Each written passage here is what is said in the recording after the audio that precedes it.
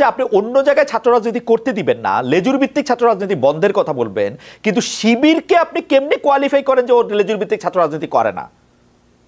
নূর, আপনার কাছে কি মনে হয় যে এই সবাইকে আটকে হঠাৎ করে দেখা যাচ্ছে শিবির আত্মপ্রকাশ করতেছে, এইটা কি বর্তমানে যারা ক্ষমতায় আছেন তাদের একটা প্লটের অংশ কিনা, বা নাকি একটা পপুলিস্ট রাজনীতির একটা অংশ? আমরা কিন্তু দেখেছি যে এই সরকারের সাথে আপনার সাথে যত খাতির, বিএনপির সাথে যত খাতির, তার চেয়ে বেশি খাতির মনে হয় জামাতে ইসলামের সঙ্গে, মনে হয় আর কি, অ্যাপারেন্টলি। এইটা আপনি কিভাবে দেখেন? এটা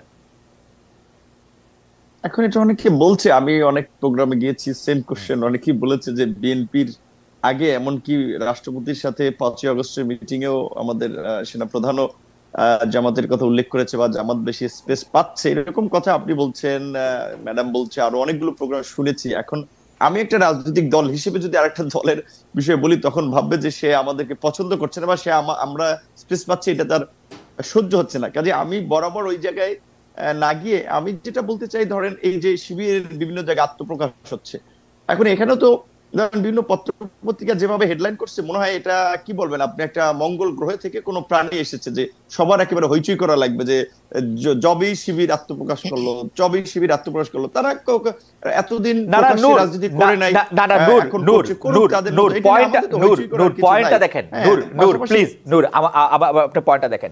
বাংলাদেশের রাষ্ট্র ক্ষমতায় যদি জামাত ইসলামী আসে, বাংলাদেশের অধিকাংশ লোকজন যদি তাদের চায়, আমার কিন্তু কোনো অসুবিধা নাই, বাংলাদেশের শিবির আসুক।